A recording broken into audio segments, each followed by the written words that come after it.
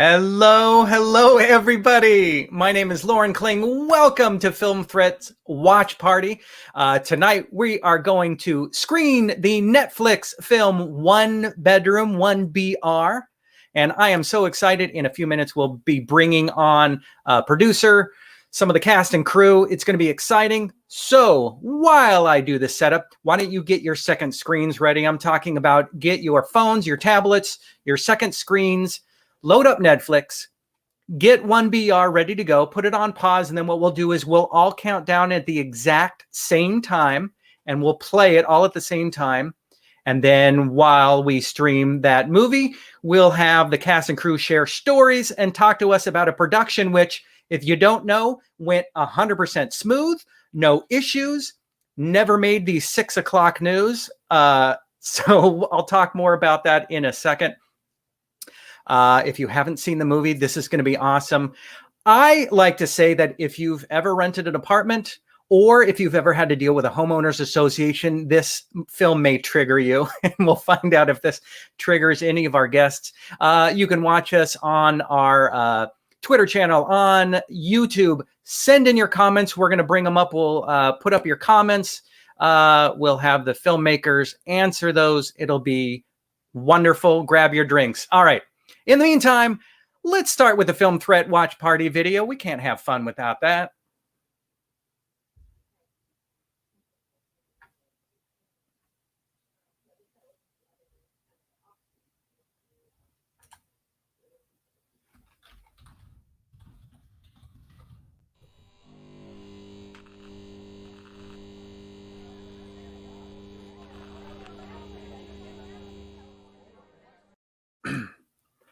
My name is Lauren Kling. Thank you once again, and thank you to Chris Gore, who is taking it easy tonight. He's been doing a lot of these watch parties, and he gave me a chance to do this for you. So thank you, Chris. He's watching at home in shorts with his feet in a little kiddie pool, I'm sure, sipping a soda. That's exactly what he's doing. So he's actually saying, I don't know who this Lauren guy is, but I like him. Well, thank you, Chris. Thank you.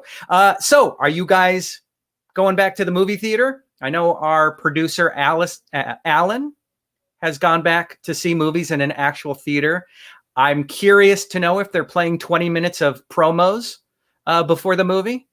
And I'm not quite ready to do that yet. Drive-in, I'm good. Can do the drive-in, just not sure if I want to do a theater yet. But we're curious. Let us know in the comments if you're going to the movies, if you plan on going to the movies, if you're going to do anything different. Let us know in the comments. But before we bring on the producer of the movie, Alok, let's talk about Award This. And to do that, we have John Bailey. You might know his voice from Honest Trailers, telling us all about this awesome award show coming up, brought to you by Film Threat. In a world where every award show is a fucking Zoom call, comes Award This. From your pals at Film Threat comes a celebration of true independent films. Join us on April 10th at a socially distanced drive-in. In fact, I'll be there as your announcer, wearing a hazmat suit and inside a giant Bacta tank. And prepare for a virtual award show unlike any other ever in the history of mankind. Or awards kind. Award This 2021. It's happening, whether you like it or not. Drive-in live event on Saturday, April 10th. Virtual award show on Sunday, April 18th. Get tickets now at awardthis.com. That was awesome. Thank you, John. If you want to join John and Chris and Alan and I and all the Film Threat gang, you can actually get tickets to come to the event on April 10th. It's a live drive-in event here in Southern California, and the virtual award show takes place on April 18th. And 1BR is an Award This nominee for Best Indie Thriller. Let's bring on the producer of the movie, Alok Mishra.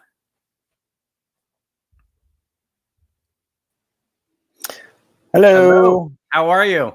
Good. How are you? I'm good, thank you. So did I describe it right when I said it may trigger you if you've ever rented or lived with an HOA?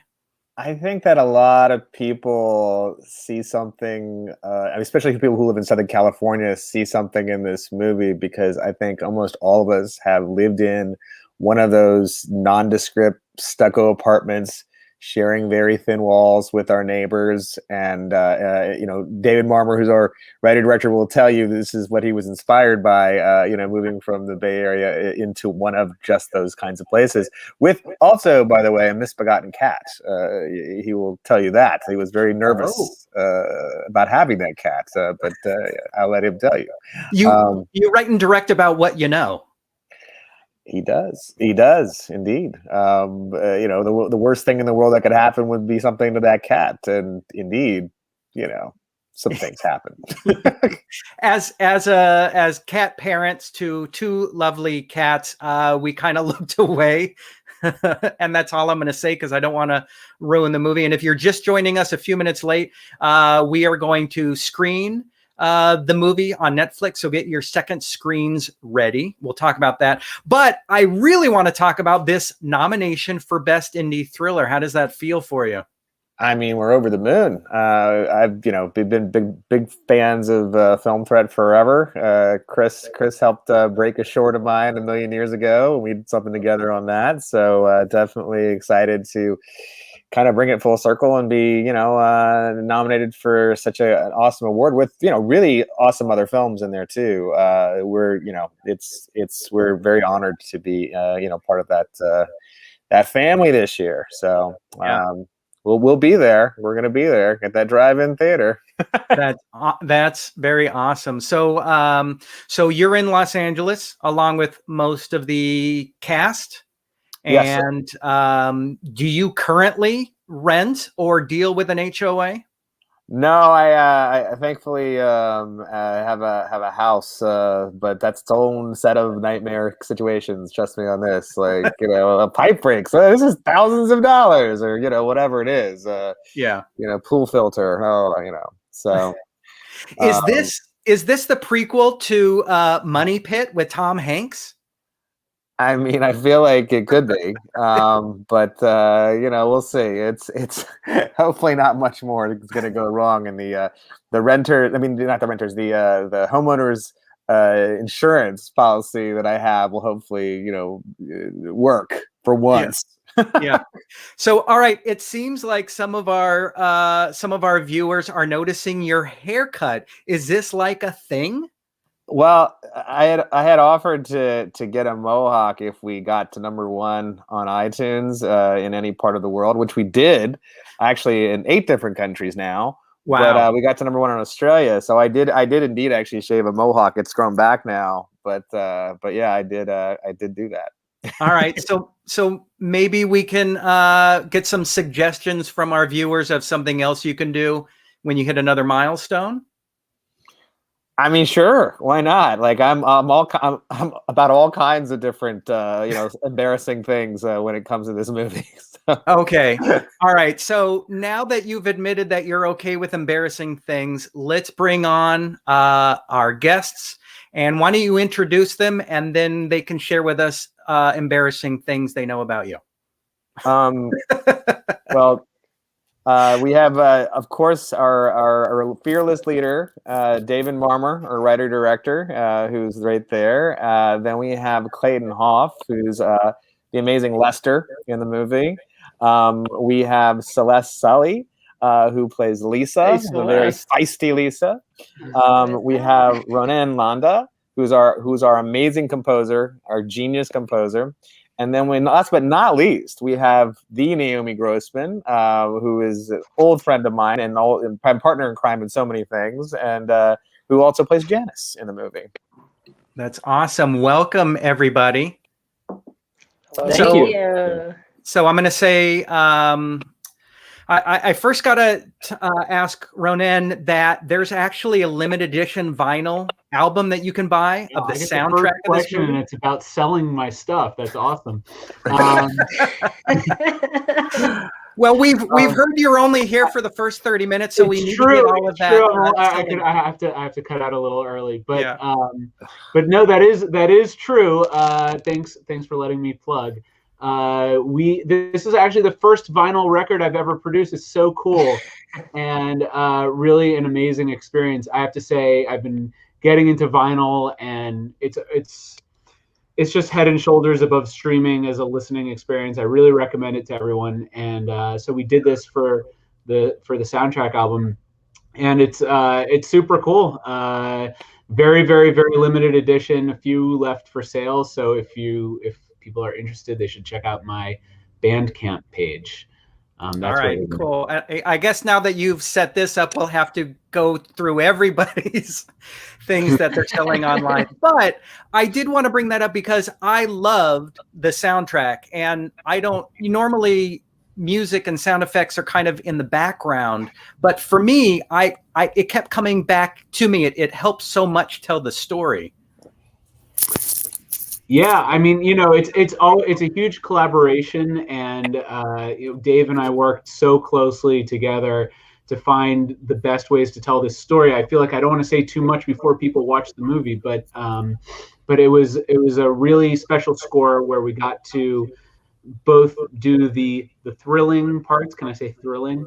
And also get into some of the psychology and some of the emotional elements. So very, very special score for me. Awesome. All right. Now, speaking of music, Celeste, is it true you played Pebbles? Can you hear me? Yes, I can hear you. Did you play 80s, early 90s legend Pebbles? I did. See, you wanna ride in my but see, she was on key. I did. I played Pebbles. Yeah. See, I had Girlfriend in my mind, but that's good. That's another hit. Oh my God, that's a good one. It's so funny because when I was young, everyone was like, "You look just like you could be Pebbles' daughter," and I was like, "Pebbles as in Flintstones? Like, what are we talking about?" But she's amazing, though. She's amazing. The music definitely, played when I was young as well, and it was a great, I at Lifetime and thought that mixed up with Oscars, but it was a fun role. The crew, cast, everyone was amazing. Like this cast and crew. But yeah, it was a fun ride. It was definitely a fun ride for sure. Yeah, and you did a great job in this project. For myself, growing up in the San Fernando Valley, when you see things that are from the Valley on TV in movies, at least for me, I can almost identify the area of town, and probably a lot of you. How many of you, by show of hands, have rented in the San Fernando Valley or surrounding areas at one time or another? No. I just moved from there. Sadly, I live here now, and I live like a mile and a half from the actual apartment complex we shot it at. It's right, like very close to my vet. So every time I take my dog and I was cruise by, and I'm always like, "What's going on?" That's funny. Wait, Naomi, you didn't raise your hand. Are you? No, I will not.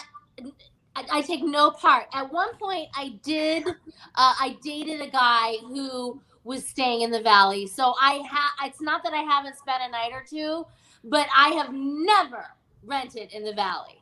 Wow. So this is like Valley girl in reverse. You're the city gal, and there was a Valley boy. Exactly.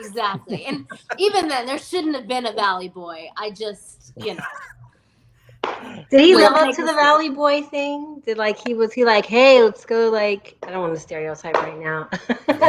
What, did you go to the Glendale Galleria? Did you go go get a hot dog on a stick? Yeah. Did he have roommates? To be roommates, fair, at least. we both moved out here from college, from Chicago, and we didn't really know where to live. You know what I mean? When you move out here, you don't really know. The fact is, he was actually a PA on Friends. So at the time, being a PA on Friends, like getting Jennifer Aniston's coffee, was basically like akin to being, Steven Spielberg, like at the time, you know what I mean? Like it was a big, big deal. So I assumed that we were in like the hub of Hollywood. Like we were like in the epicenter of all things fabulous. It wasn't until later, as I, was here, people were like, "Oh, how are you like staying in the Valley?" And I didn't know that they were actually, you know, digging at me. But wait, are you trying to say that Friends wasn't actually shot in a real New York City apartment of that size for a bunch of people, a bunch of young adults who could magically afford the most spacious apartment in New York City? The Valley's like the coupon code. Valley's like the coupon code in LA. You know, it's like, oh, $200 cheaper. Okay, cool. I'm there. It's a rite of passage. Yeah, it is. It is. I was in the Valley for a minute. I made my way through the Valley. I lived in the prestigious Studio City, and then I moved over to Toluca Lake. And now I'm in Corona, and now I miss the Valley. So yeah, I know. And one of our viewers had commented Frank Zappa's famous song, "Valley Girl." It's an awesome one with his daughter who does the female parts in there. It basically does the Valley speak. Nice. So I got to ask Clayton. Clayton, do you have Valley speak? Oh man, is that in your? I mean, like for sure, totally. Like, you know, just living down the street. You know, I actually have always for most of the time I lived in the LA area. I lived AWOL, always west of Lincoln. You know, I was by the beach, but I'm out in Pasadena now. I actually just moved here last week, actually this week, Monday. So welcome to Neela, man. We're gonna get everyone eventually. Oh, I love does this Pasadena. count as the Valley? Is this the Valley, Pasadena? I don't know. No. That's SPV. I'm saying Northeast LA, always. Yeah. Okay. So we can't be talking all about LA all the time. Although, if you're ever going to come out and visit or move out here to work in the business, just know the Valley is the place where you're probably going to end up on a friend's couch, and you're going to be looking for your favorite fast food Chinese takeout. I think we can all agree on that, and that happens. Let's see. So, David, let's say hi to you. We're going to start the movie in just a minute, but I do want to say hello. How was it working with this gang? And most importantly, is there something embarrassing you can say about our producer, Alok? I mean, there's almost nothing I can tell you about Alok that's not embarrassing. It was a real nightmare working with all these people. I don't like any of them. It's terrible to see them all. You guys are all looking good. It's Clayton. The mustache is spectacular. I only wish we could have had it for Lester. That would have been incredible. Embarrassing thing about Alok. I don't know. Like the only thing I can tell you about Alok, it's not embarrassing. It's just it was impressive to me the amount of raclette this guy could eat while pounding beers, just one after the other. I could not keep up with either when we were in France together for a festival. And man, raclette is it's rich. It's like the poutine of France, and it's I like to call it scrapey cheese. Scrape it. Yeah. That sounds like what happens after you eat it. That sounds like it happens when you're drunk. Like, allegedly be the case. Shout out to Neil, who said he wrote a review of the movie on Letterboxd. So if it's posted, we definitely will go check it out. You guys have gotten some really great reviews. Are you surprised with the response you've gotten? I'm constantly surprised when anybody ever likes anything I work on. So yeah, it's great. It's been the response overall from reviews and audiences has been a really happy surprise for me and has kept me afloat over what's been a tough year for everybody. Yeah, when did you guys shoot this?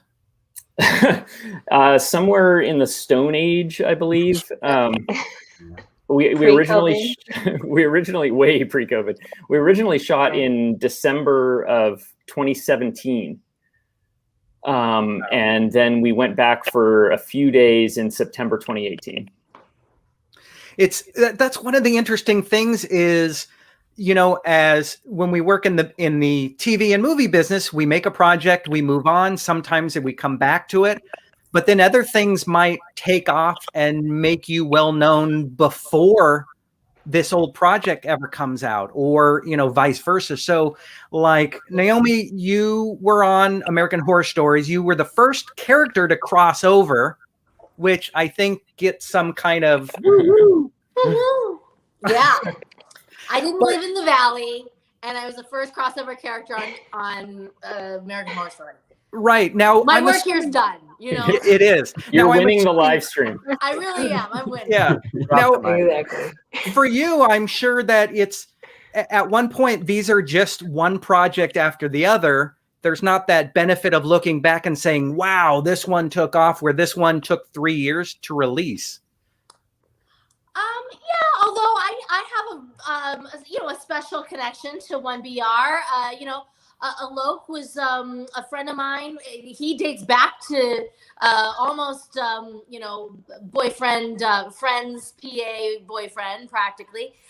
In fact, the reason I know him is that we have a mutual friend. One of my besties back at Northwestern in Chicago for college was one of his best friends growing up in high school. So when I moved out here, I was basically like Sarah without a cat, like just stuck in a 1BR in LA, in the city at least.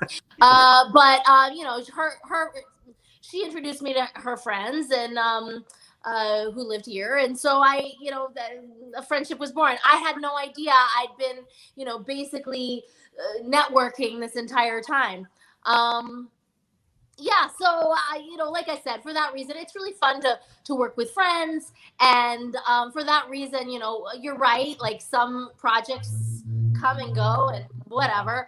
But this is one that I'm not only really proud of. I think from the very beginning, from when I first read the script, and I said, the bones are there, like the foundation is solid. I think this is going to be a good movie, and then sure enough, it was. So I'm really proud of it. It's gotten it's done really well, but like deservedly so, and and it's fun. It's been a fun ride with friends. So awesome. All right, so let's start the film. Here's what's going to happen. I've got my phone here. We're all going to reach for our second screens. And can I ask one question, which I know the audience wants to know? Sorry, Naomi, are you painting your toenails right now? No. Oh, you can see. Really? I will stop. I just want to know the color. I just want to know the color. I was about to pick the color. I know it. So let's start the movie, and then we'll continue the conversation about the nail painting. It's just it's very rare for me to have 90 whole minutes to just stop. Like so nails are a very important theme. They are. Yeah. Oh, right. All right. So we're gonna start 1BR at the same time. So pull out those second screen phones and laptops, desktops, and televisions, and we're gonna hit play. And turn down your audio if you're joining me. If you're a guest, make sure your audio is very low or off, or we're gonna hear echoes. And we're going to start it in 3, 2, 1, and begin. So we've got the crow, right? Good. So hopefully everybody's got their second screen. Now we can continue the most important part of this. We're going to talk about this poutine cheese thingy that So while we're starting the movie, Naomi, what are your color options for your nails? No, I'm done. I've been served. I'm embarrassed. I'll stop. I didn't realize you were seeing so much. No, I love it. I wanted to know, do you have lavender in that bucket? I mean, I do. Should I go with lavender? That's a trendy color. Yes, Bo, yes. Okay. All right. So we're looking at the apartment building. Alok, who did the location scouting? We we had somebody, but I think we had to go and sort of do it ourselves. We were looking at every single place that they kind of brought up, and when we finally came to the actual building we used, we kind of almost agreed right when we saw it, because it did look very almost prison-like in a way, very contained. And it was a thing where we had somebody else, and the last minute they tried to charge us a bunch of money, and we're like, we don't have any money. Like, you can't just like raise the price on us, like, because you think something is, whatever. But we ended up going with that place, and I think it actually, thankfully, fit what David, I think, was looking for. This is my favorite part of the movie, by the way, when we get to see David's mom and dad and wife pregnant, Shane Forster, one of the producers, and Greg Markman, one of Alok's best friends growing up, like all of like the crew, you know what I mean? Like all these like friends and family, like just basically, taking one for the team. They had to drive all the way to the valley, which was like the real taking it for the team, like through traffic and stuff. And hence we wouldn't get a lot of people would flake on us. And then when they flaked, myself and poor Shane Forster had to be put in the movie.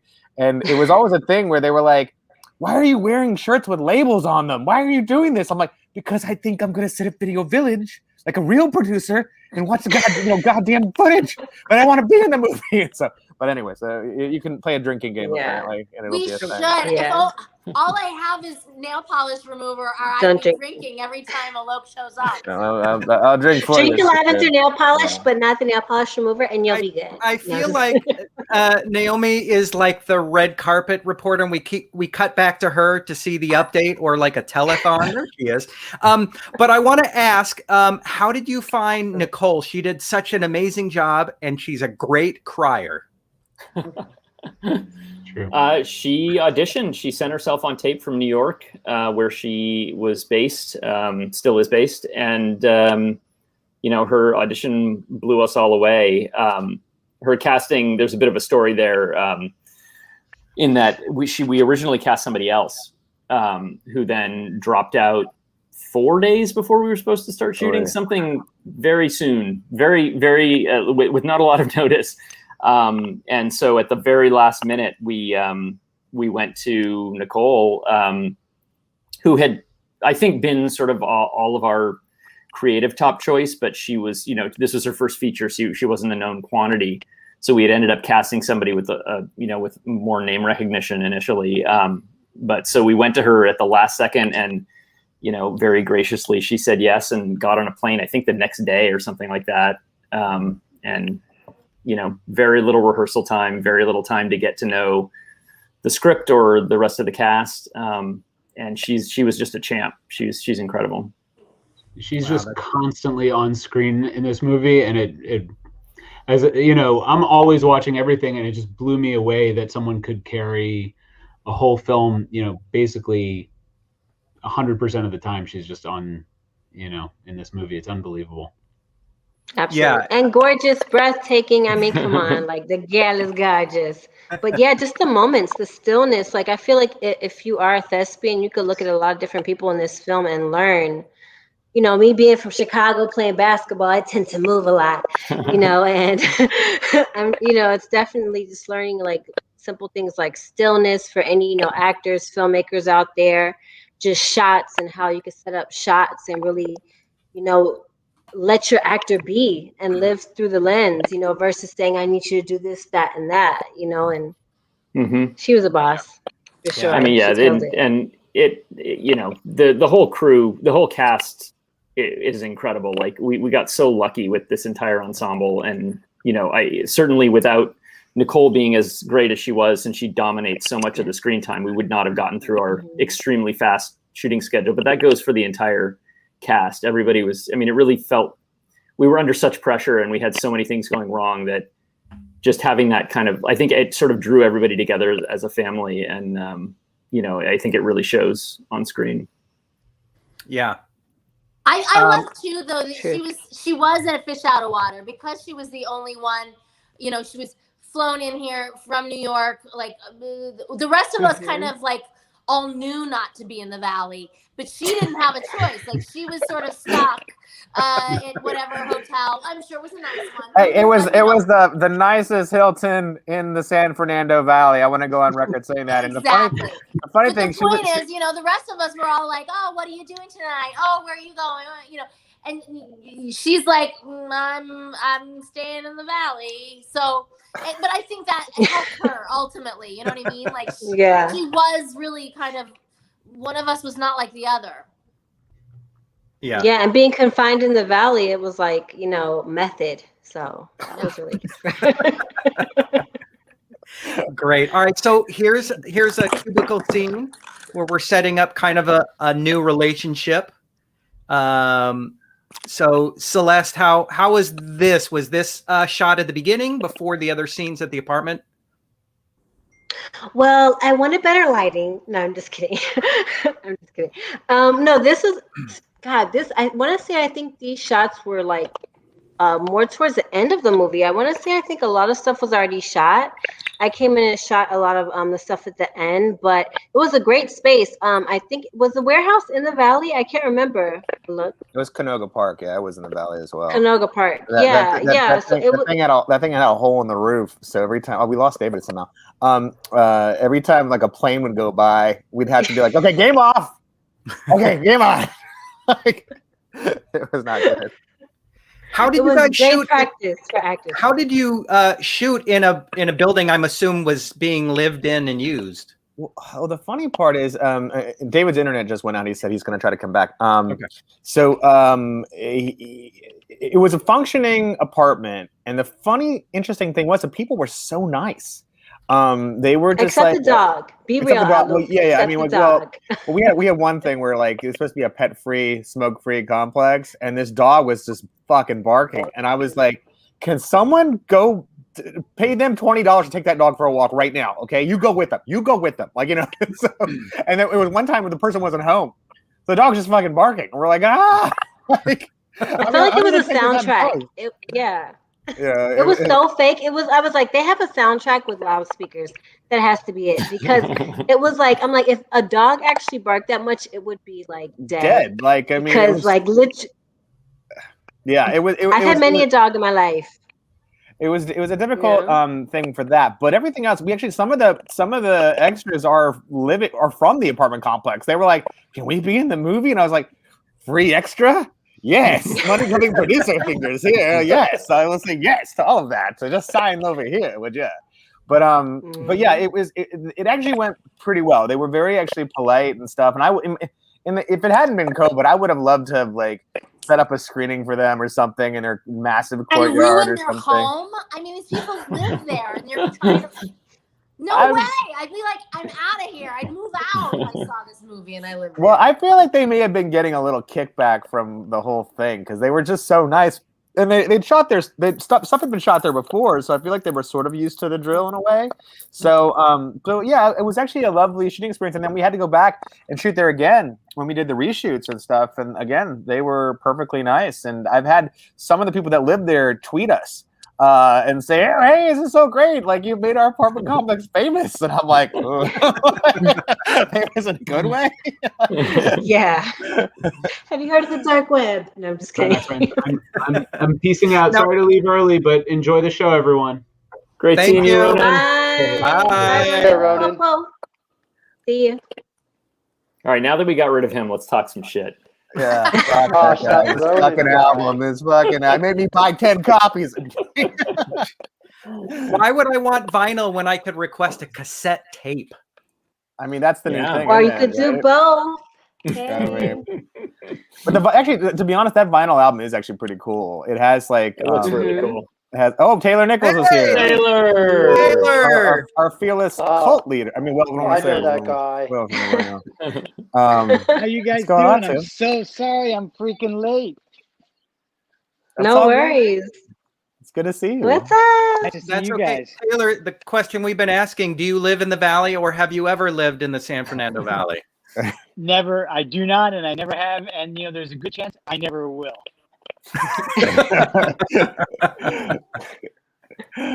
Like you. He lives like right down the street from Naomi. Actually, That's the true. funny Yeah, thing. no, Right down there. our neighbors. Nice. Nice. All right. Nice. So Taylor, I was excited to see you because of your work on Perry Mason, which was an incredible reboot of the show. And you're on Pen 15, which is just a funny ass show. It's a great show. Yeah. Thank you very much. So welcome. Yeah. I got to ask about that book that Sarah gets, or that it seems like everybody gets this book. Is it a real book? Yes, it's real, and we'd like to give you a copy. Oh no! No, that book is low price of free. That book is the look of the book is the work of our wonderful production designer Ricardo Jatan and his team, who did an incredible design that looks just perfectly cheap and 70s. And then there are some brief moments later on in the movie where you see some of the text from it, and that text, the sort of like. A lot of when I was working on the movie and sort of trying to come up with the ethos of the community, I wrote a lot of just random things, from their voice, with the foundations and various other things. And I took that, and then I think it was like the night before we needed it, or I think it was, Ricardo was like, if you have pages for me for the inside, give them to me now. And my wife and I sat down on the sofa and spent like an hour just like writing like 10 pages of this terrible book, which she assured me was a lot of fun. I was a little stressed by it, but she was like, this is great. I can just like write as long and crappy as I want. Is the idea behind the book based on anything in real life? Perhaps some organizations that might be prevalent in Hollywood? Actually, no. The sort of the foundations and the ethos of the cult were largely my invention. What I was trying to do in creating it was really create something that, on its face, was appealing to me. That I felt was actually like something that I could, think was something I might want to follow as an ideology. Because in the research I did, I found that a lot of these groups really began with very pure motivations and very good motivations. The organization that the community is most closely based on was called Synanon, and it was started in LA in the late 50s as a drug rehab. And this was a time when, drug addiction was really stigmatized even more than it is today, and there was no place for people to get help. So it started out with, as a very good thing that was needed in the community. And then, through a combination of the narcissism of the guy who started it and other factors, it kind of curdled into what it became eventually. And I found that process to be really common and really interesting. And so that was kind of what I was trying to do when I came up with the ethos of the community. Interesting. So Taylor, you were in Perry Mason, which kind of plays off of a real character in LA, Amy Semple McPherson, who was, some might consider, a cult following. Do you see similarities between your character in this movie and the Perry Mason storyline? That's so funny. I did not know. I did a fair amount of research on Amy Semple McPherson and her whole thing. And now that you say that, it kind of makes perfect sense. But when I was hearing David talk just then about Synanon and all that, it made me think how that as an actor, and I'm sure that Naomi and everybody can attest to this. When you dive into a project, all of a sudden the themes from that project surround you wherever you are. And I kind of went down the rabbit hole in cults. And it's so funny. I guess I was blind to the one about Amy Semple McPherson. I guess I do see a lot of religion as cults. And I think the evangelical church, certainly the one that she was involved with, it's a real temple in Echo Park that she built. Yeah. But I didn't really make the connection in those two. But I've seen all these other documentaries now about cults and about how, and then when you think about QAnon and what's going on the Capitol on the 6th, it's just, I think it's so prescient where one BR was in cults, and we have to get these things out of our hands. And I love that little scene with Sarah and me on the bench. David wrote that. I don't know if you guys already talked about this. That was part of the reshoots. When Sarah is questioning whether she can leave or not, and I'm saying, of course you can leave, when you're ready. But it's all about taking the values of the cult with you when you go out into the world. So that's what I was really drawn to. It's funny being Guyanese. Like whenever I'm like, oh, I'm from Guyana, people are like, oh, Jim Jones. I'm like, no, Guyana, Kaiser Falls, But it's funny because I think a lot of it is about like exactly what you said, like people just seeking connection, and time like what we're going through now, it rings even truer, But it's about people looking. Sometimes they just don't have anyone. They're looking for something to hold on to, or have traumas like Nicole did, and they latch on to something that seems right, but sometimes it could be wrong, for sure. Well, I was going to say the fun fact is that the Synanon members ended up like shaving their heads, like, guys and girls and the whole thing. And there was this little filmmaker named George Lucas who was up north where they were shooting his movie THX 1138. And lo and behold, they needed, bald extras. And guess who a lot of those bald extras are from? Synanon. Wow. I did not know that. Fun fact of the day. I think for a fun fact, we all have to take a drink. Yeah. I need a refill. I don't drink much, so. I gotta go. Where's your drink, Taylor? I'm gonna fix that right now. I was out of the house when I got a Loke's message. Taylor, and I was fuck. I can't stop looking at the jaunty angle you have your AirPods at. They're like. It's like elfin magic. Yeah. Okay. Is this couple we're seeing on screen, are these some of the locals? Those are my parents. Oh, those are your parents. Yeah. You'll see them a lot. And that's my friend Barbara, who's an amazing writer and director who just waved at Sarah. She's one of the writer-producers of Outlander, and I think is in Scotland right now. So... Oh wow! Yeah, this was all like the family feel of this is really was really enhanced by the fact that it really was family and friends who were filling out the community. I think somebody mentioned that the pregnant apartment dweller is my wife, who was pregnant when we shot. So that's production value you can't buy. When we had to do the reshoots, we had to get her a fake belly, like she already had the baby. How much did you have to reshoot, and why did you reshoot? Well, we didn't reshoot so much as we were able to fill some things in that we hadn't been able to get. So what happens when you have 15 days to shoot a movie is you're moving as fast as you can, and you can't pick up every insert you'd like, you can't pick up every angle you'd like. You're just trying to get the story down.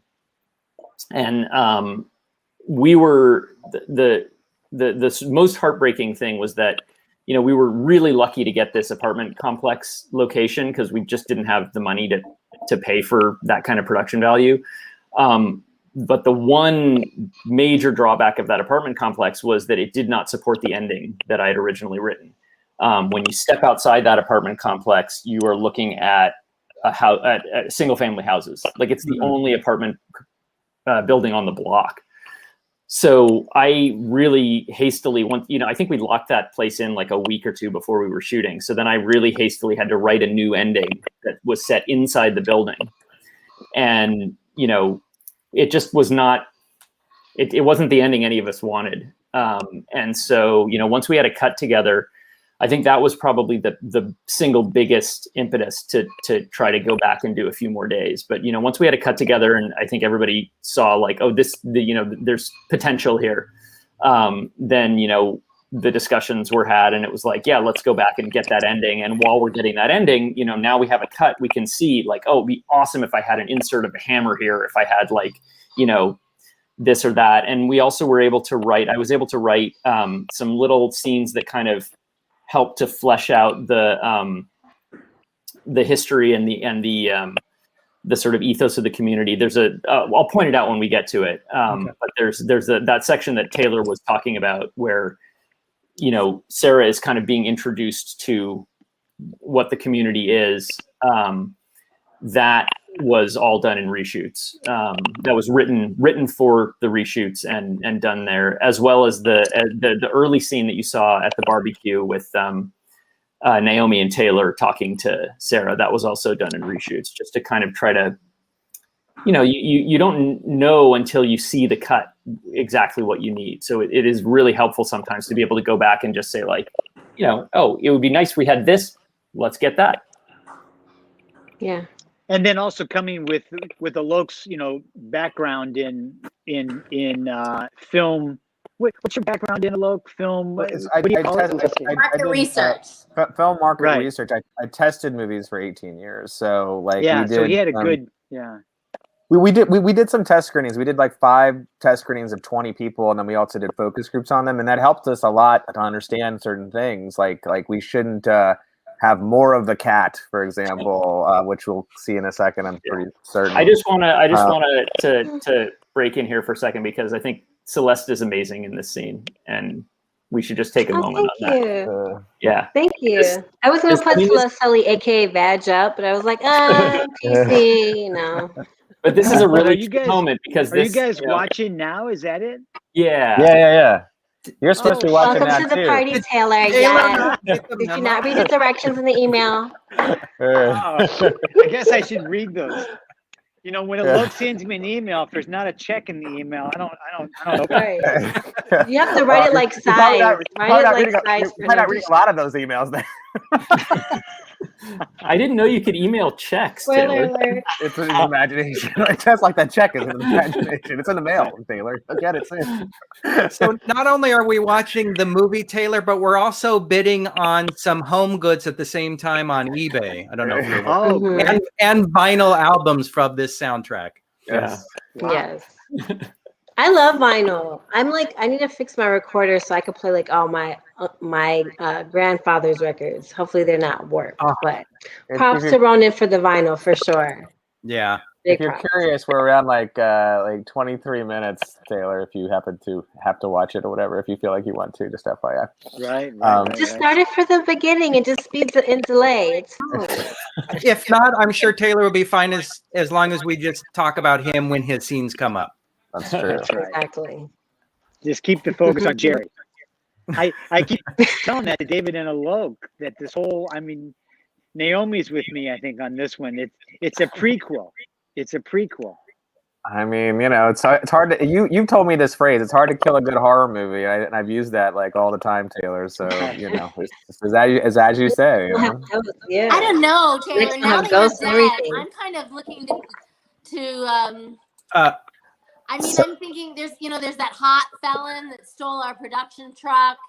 He needs to, pay back somehow. I'm thinking Janice needs to, eat, pray, love, like help herself again. What does it mean to be a woman once again? I think that's like, it's like Stella got her groove back, but with Janice. I was thinking psychotic. Yeah. Jeff, who's watching, makes a good point. Cat lovers may want to look away now. Alan, you could have put that up about a minute ago. Yeah.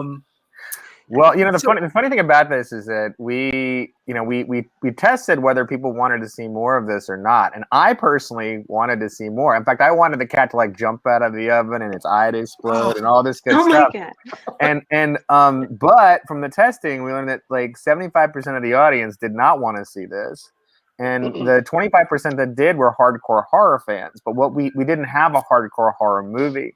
So it didn't make any sense to upset the 75%. And frankly, it's a thing where the one thing people get on our case about, like the number one comment on Amazon is like, "You killed a cat. I stopped watching after the 23rd minute after that cat was dead. I would never," in like half star. Like, this is what we get.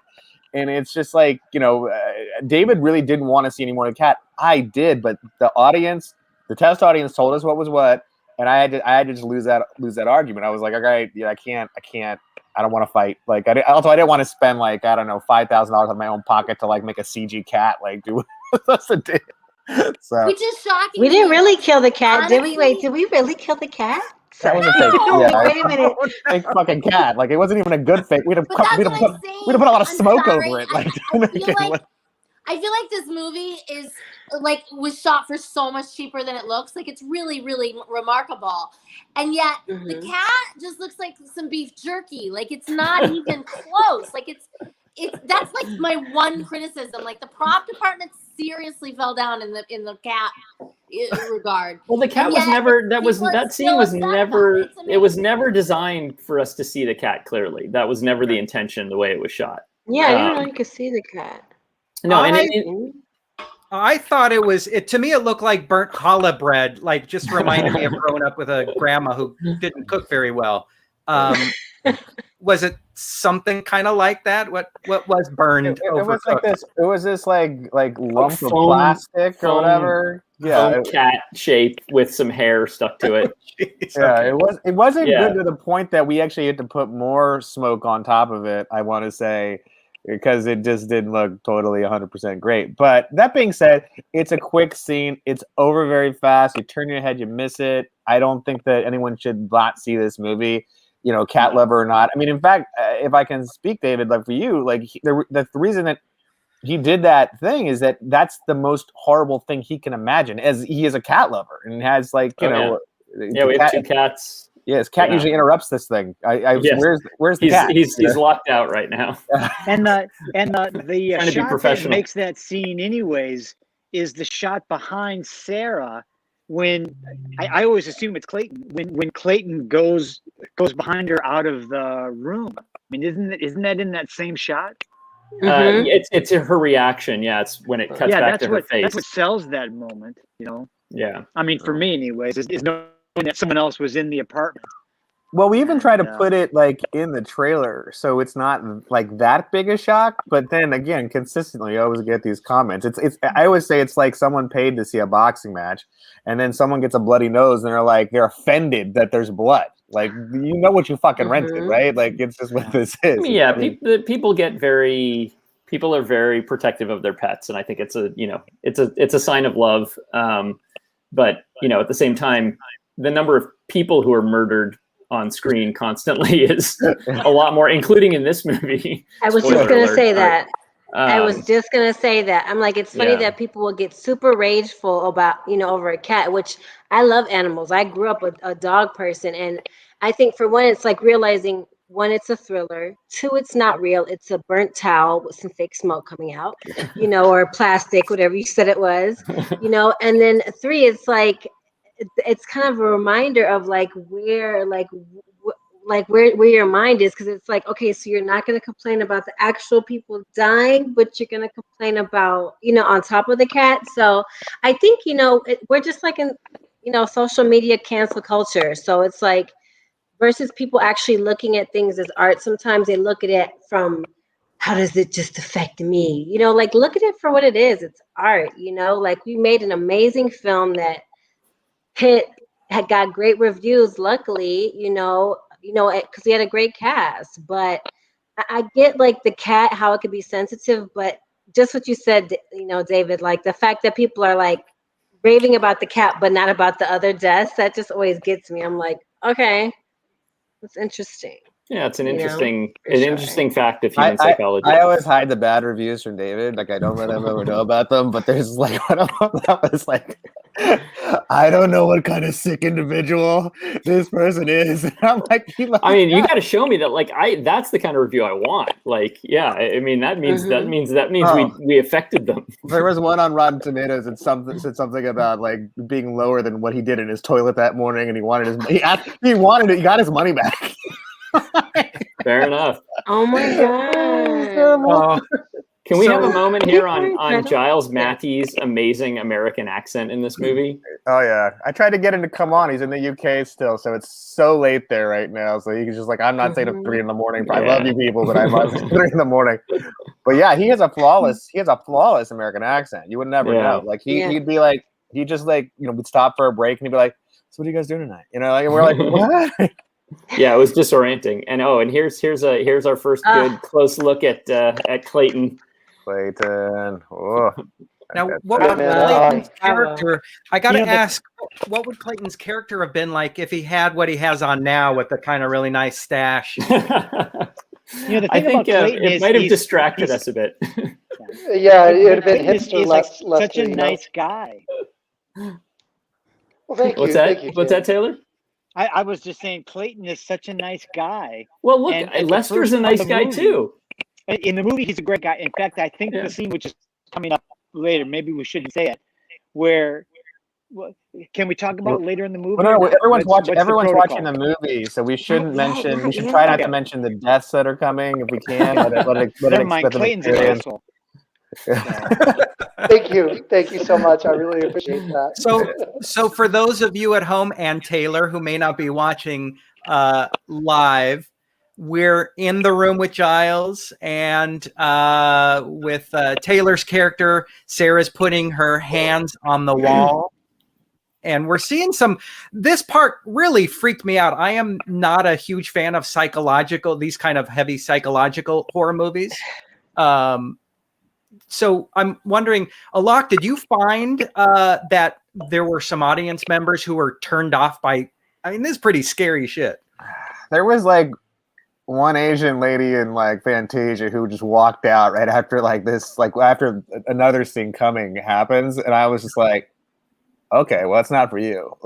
Yeah. So it's like, but yeah, what's coming up is probably the most intense moment of the movie, and if people make it through that, they'll make it through the rest of the movie. Yeah, the violence it's interesting. David did such a skillful job of making the violence purposeful, right? There's nothing really gratuitous about what's going on here, and they don't they're not trying to and the cult really does want the best for her. It's a weird thing. I always say that, it's kind of like you kind of get sucked into this world where you're seeing things from their perspective.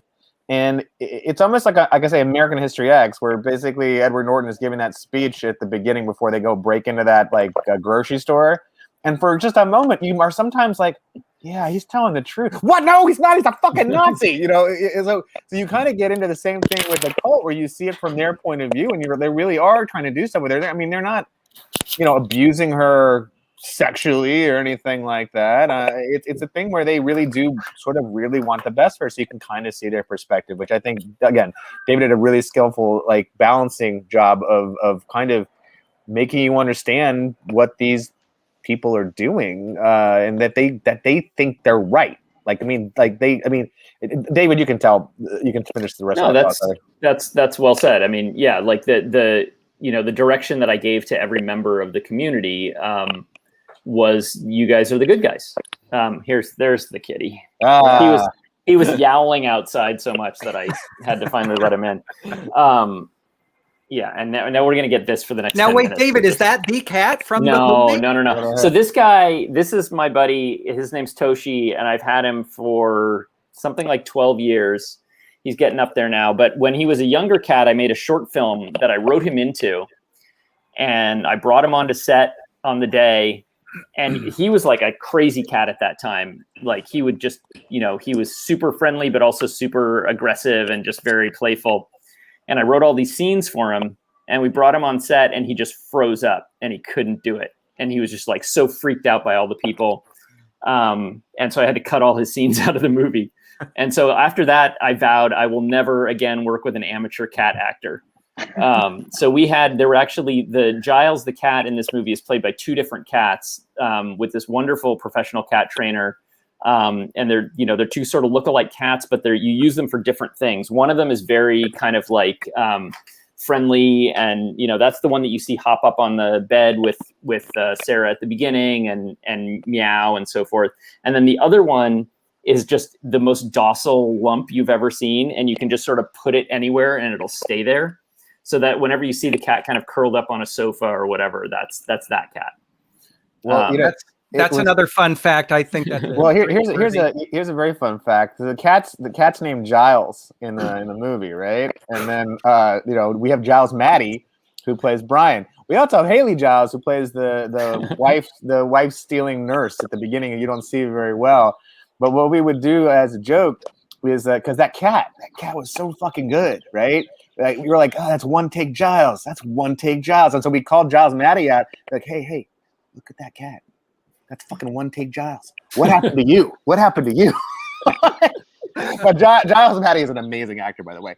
He like Nicole Brydon Bloom, can cry 8 different ways. Like he just like is like, give me a second, and it falls. I mean, just like her. Like she is just, I mean, the crier of all criers. She has it. Look, everybody in this movie had to be absolutely on the top of their game, because we had, you know, we for almost every scene we would have 2 angles we could get 2 different setups, maybe 3 if it was a major scene, and a couple of takes. That was all we had time for, because we had to just move so fast. So if everybody had not been able to get there right away, we just wouldn't have finished. Got it. I love this one comment. The sequel will be set. Yes. Sure. So 1 BR for cats. But you know what? I have heard online comments that people really love this, and kind of, if there was a sequel, where might it be set? Well, there has been some talk of a sequel. It's not written yet, but we're ideas are being kicked around. But I think we're gonna. I assume Alok would tell me not to say anything. We're J.J. Abrams the shit out of this. Like, what's in the box? You'll pay to see what's in the box. So we hold that back. All right, we feel like it's fair to the fans to just let them know nothing. Because I mean, the funny thing is this: we cut a really great trailer. We worked for a long time back and forth with our distributor, sales agent, Dark Sky, and they were really, so great and cooperative and collaborative about letting us cut this trailer, because I came from that background where I was like, usually the trailer gives away the whole fucking movie, and we didn't want to do that, right? So we did work really hard on that trailer, but then we come to find that people really enjoy the film more when when they haven't seen anything, like when they just go in completely cold. Yeah, and I think that's a weird thing, but we've heard that time and time again. So if you have any friends that want to see it, just tell them, if they click on Netflix, they better click straight through and watch it, because the scene that comes up is a little spoilerish. Can I tell you what? But yeah, that's what we learned. Oh, shit's going down. Was this filmed in the actual apartment, or is this on a soundstage? So anytime you see the exterior of the building, the courtyards, the breezeways, etc., that is the building. That's the real complex we shot in. Anytime you're inside any apartment, that is a single soundstage. So we built one soundstage, and then our production designers team had these horrendous overnights. So we first shot out all of Sarah's apartment. And then we had 3 other apartments that you see in the movie, and they would overnight turn it over and just turn the set into a different apartment. And so, yeah, that one set plays 4 different apartments in the movie. Wow. Yeah. I wanted to say something if I can. There was a question earlier about whether I studied cult leaders, and we were talking earlier about how when you do a project like this, you kind of go down the rabbit hole into all that. And it made me think of an issue that David and I had talked about. And David, I remember talking to you about it before we even shot. I remember when I was in Michigan and we first talked the first time about Jerry and the cult and all that. And it was the use of the gun. And I still am bothered by that. And I wondered how you felt, David, after all this time. But do you think the gun is still necessary? Sorry, you broke up just a little bit there. What was the question? Oh. Well, I was just talking about how someone had asked earlier about studying cult leaders and all that. And I was saying that how I kind of went down the rabbit hole and did, I love the cat, and did a lot of that. And there was this thing on HBO recently about the cult, there was that whole series, and, guns are not a big part of cults. And I remember having a conversation with you about the gun. Mm-hmm. And I guess we needed it at one point, but I was wondering if after all this time, if you still feel the gun was necessary in the room with Sarah. I do. I mean, I think that the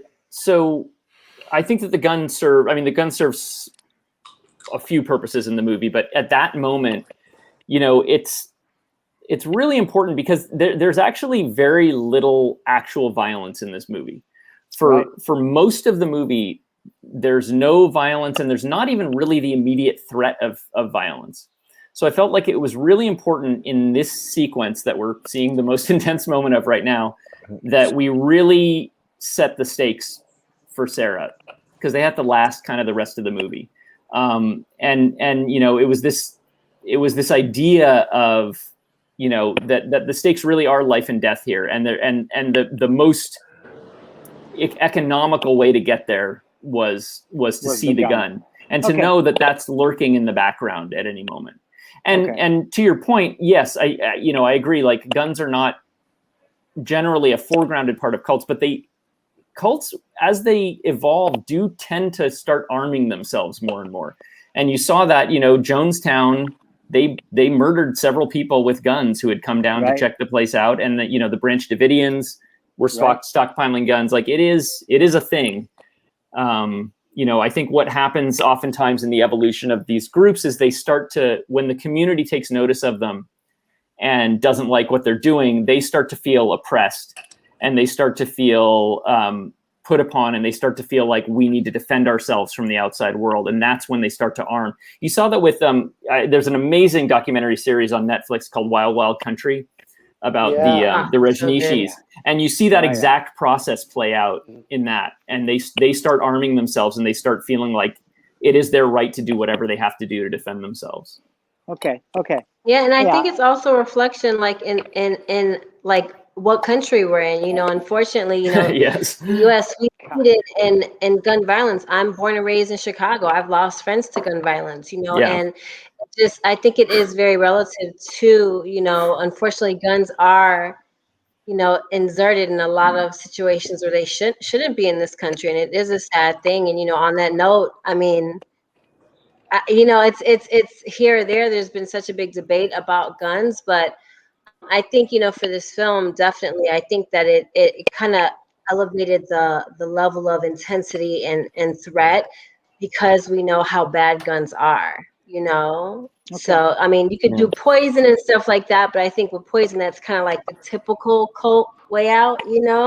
So I mean, I could see it, but I am big against guns. But in this film, to me, it kind of made me a little nervous as well. Just seeing it, put there. For sure. And the it certainly nails shows though? up later. So okay. I was going to tell you another fun fact. So when we did reshoots, we wanted to go back. We had, all the sets that we had built were just destroyed, like years ago. It felt like. So we had to shoot it. I realized that my office in my old house when I lived on the west side. Anyway, the floor was exactly like the floor in that room, the kind of torture room of sorts. And so we had to build like a fake wall and bring in like the prosthetics, like a fake hand and whatever. And we were trying to shoot, and the bladder unfortunately was put on this side, not this side. So when they had to try to hammer the nail in, we weren't getting like the pop of blood that we were expecting. And so they took it into like the shower to try to fix it, and the thing exploded like all over the shower. And like we didn't have time to clean it because we're like on to the next thing. We're shooting a movie, and then my poor wife comes home. Like I sent her away from the house while we're shooting. We just had a baby at the time, and she came back and she's like, "What the hell happened to our shower?" Like it's just full of blood, like all over the place. I was like, I don't wash that with warm water. We couldn't do it. We didn't have time. So it was kind of a funny thing that we did shoot that there in our house and stuff. But it was funny. We were able to get like a lot of nice pickups and stuff, and get a little bit more expressions and different things that we didn't get the first time because we didn't have the time, frankly. So it kind of made it a richer sort of experience to get more of coverage, I guess, to say, to be able to use, Nicole crying as she does amazingly. And so, yeah, that was sort of an interesting fun fact. The amazing Ernestine Phillips here playing Esther. She's great. I'm still kind of baffled by Taylor's question about the guns. I mean, Taylor, the movie's shot. We're watching it right now.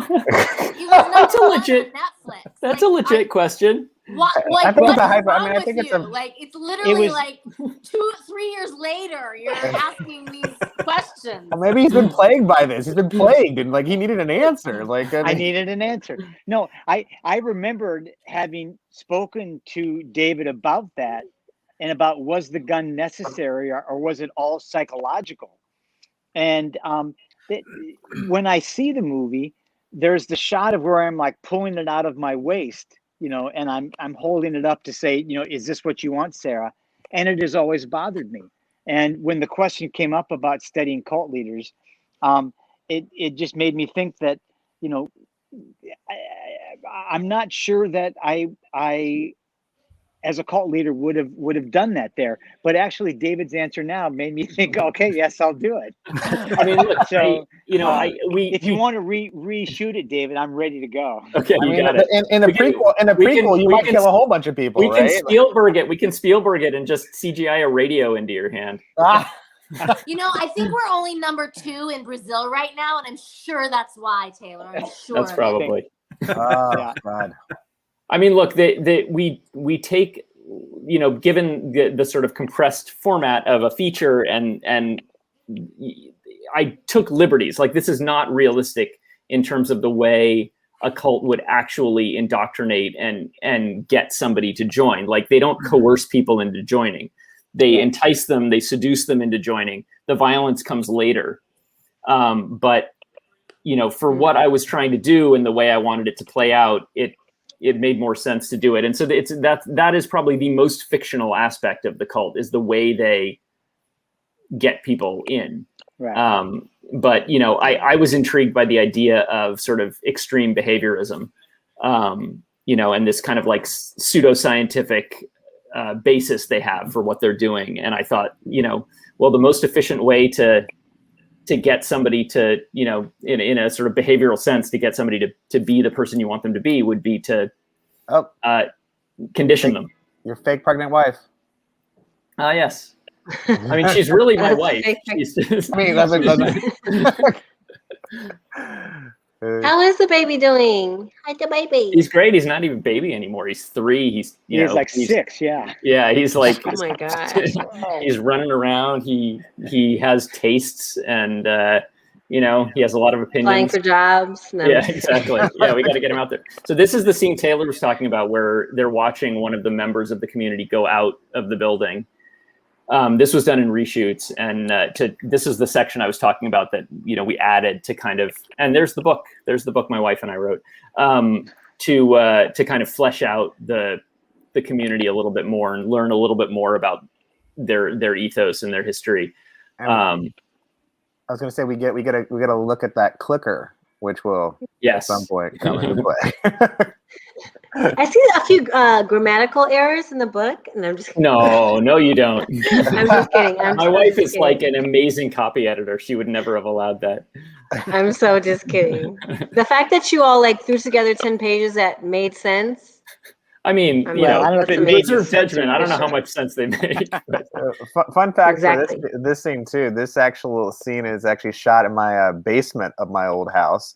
And it's usually a wine cellar, but they took all the wine off the thing and we made it into this, When they knew Giles and I were going down there, they said, "Take that wine out."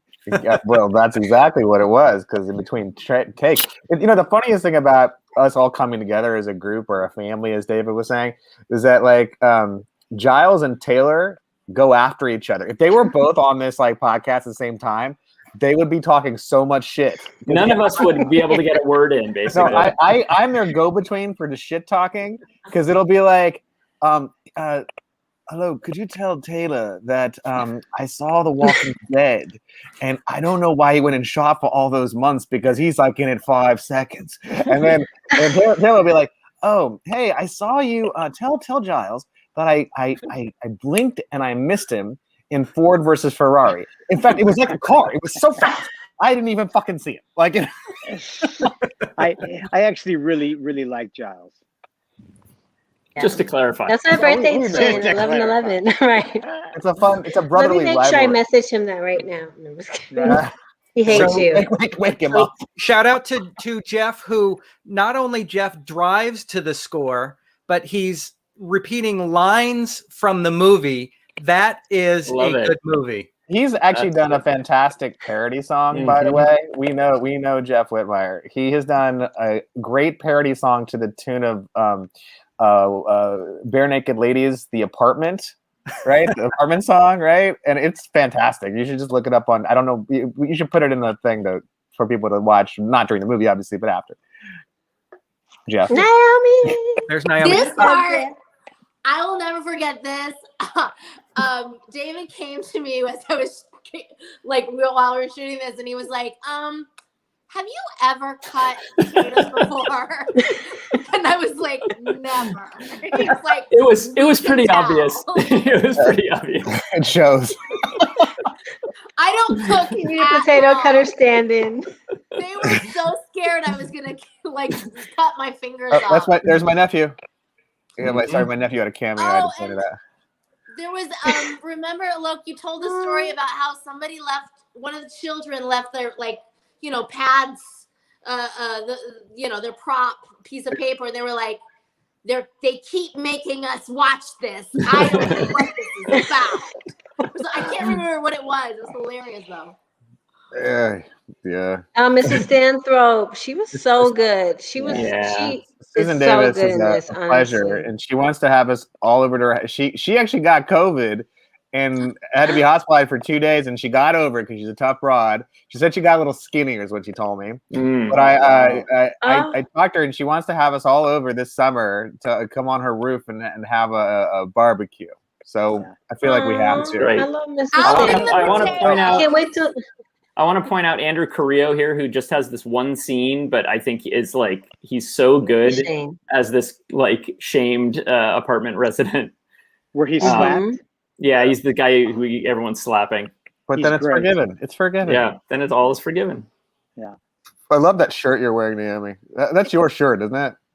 A cowboy shirt. Yeah, it used to be mine. I think everybody had to bring their own costumes. We didn't have a costume budget on this movie. But you know what was really fun was we were a real ensemble. I thought. I mean, Celeste and Naomi, and I mean, we were just. It's an ensemble piece, which is really nice. I wish Nicole was here with us today, and Giles also.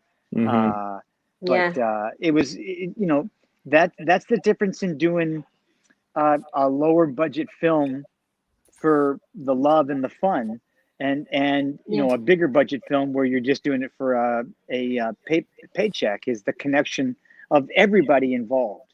The producers, the directors, the writers, the actors. So and the things you can learn behind the scenes, like I've said before, Taylor, like I learned so much from you because Taylor, busy money maker, had 2 auditions while he was shooting this, and I remember Naomi and we helped shoot them, record them, tape. And I tape booked them. from. I mean, I booked one of them. Yeah. Yes, and I just remember watching you and just like the reason why you asked the question about the gun, because you're a true thespian, and that's what thespians do. They ask questions, and just watching you, I learned so much just from helping you shoot the audition. So like you said, that's the beauty of like an indie film versus being just kind of completely separated in trailers, stuck in there all day. We really did engage with each other, and we really. I love everyone on here. We had such a. I mean, this is my producing partner Shane Forrester. We have a company called Malevolent Films. This is our first movie we've ever done, and just to have such a great experience, a family experience, and also there was no egos, and everyone was just there to do the work, and they would crack up between takes, but then they'd come back and immediately nothing had happened. They're just back in the scene, and everyone was so good that we were able to finish this on time. And I mean, I can tell you this, had we not had the quality of actors that we had, I mean, I think Dave will back it up, that we would never have finished this on time. I mean, 100%, really. Yeah. I was just about to say Clayton, but on that cue, he walked. Clayton's peeing right now. He's literally peeing, and he's peeing on screen. Oh my God, that's so funny. Yeah, he is. Well, back to your question, I think he would be a sommelier with his mustache and his glass of red wine. So his character. Could be. We haven't checked in with Naomi in a while. What color did you pick for your nails? Oh yeah, Taylor. That was the thing as you missed is Naomi was painting her nails. Celeste called her out live on the interwebs. They're purple. All the weird foot fetishists are satisfied. You're welcome. Girl, you can make some money off they're pausing it on. I mean, this should really be on OnlyFans, but hey, I mean, whatever. Do people really have only like fans' foot accounts? That's crazy. Oh, I'm sure. Come I'm on. sure there are. Like, I don't doubt it at all. Wow. Oy. I need to get there. No, I'm just kidding. I'm just kidding. I'm so just kidding, guys. I'm so just kidding. Oh, this scene. This is one of my favorite scenes, partly just because I think it might be the only scene in the movie that really brings the entire ensemble together. The whole community is here, along with some great friends. So that guy with the beard who just shook her hand is one of my very best friends, Matt Van Winkle, who wrote all the non-score songs you hear in the movie. Well, so let's say, sorry, there are two songs that are existing songs, but he recorded the versions that you hear of them. He recorded. So Happy Heart, which figures very prominently, and then Angel of the Morning, which we will hear soon. Both of those were recorded amazingly by Matt. They just sound great for no money. And then all the rest of the songs that you hear in the background at the barbecue and in various places, those are all his songs that he wrote and recorded with his band. Warning, this isn't a birthday party, folks. It's not. Even though they're balloons. I can't watch this part. I have to always turn. Sorry. And I can't watch this part either because I'm in this fucking part again and I didn't want to. There's Giles doing some amazing acting in this. And I think this is the Ernestine. part where this is what Giles when he was first offered the role and he was driving from San Francisco to Los Angeles, and he drove off. He pulled off the freeway and quick thumb through the script to make sure it wasn't a porno. And this is the part that cinched it for him. I think it might have been. I think it might be actually the scene right after this. But it's this. Okay. Yeah, it's this part of the movie. He would have done it whether it was a porno or not. Let's just get that out there. There's Okay? Taylor. There's Taylor. Yeah, that Ford versus Ferrari. Disclaimer: everyone, grab your drinks at this point and drink. No, I'm just kidding. I'm gonna go grab a drink. I'll be right back. All right. Yeah, I'm gonna turn away. So Susan Davis is an old pro. She is Robert Altman's cousin.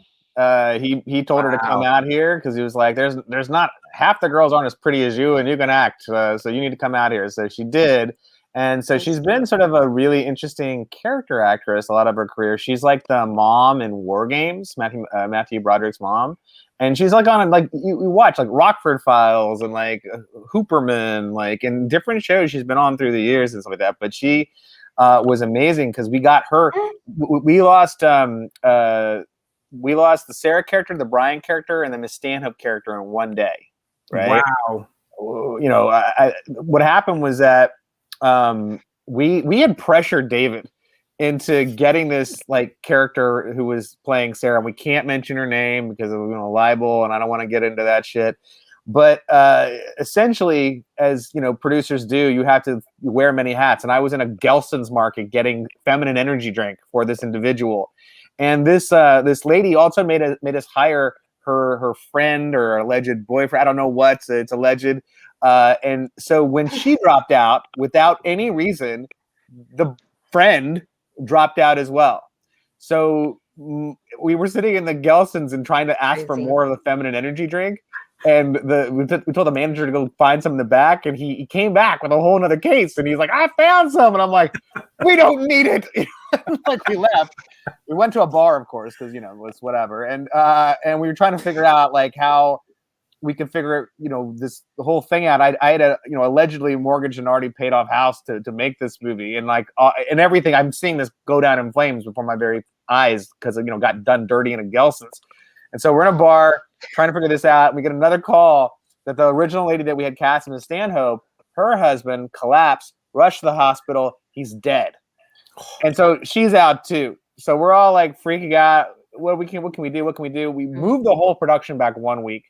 And we get Nicole to come out right away. Like David mentioned, she got 3 hours of the rehearsal, right? That's it.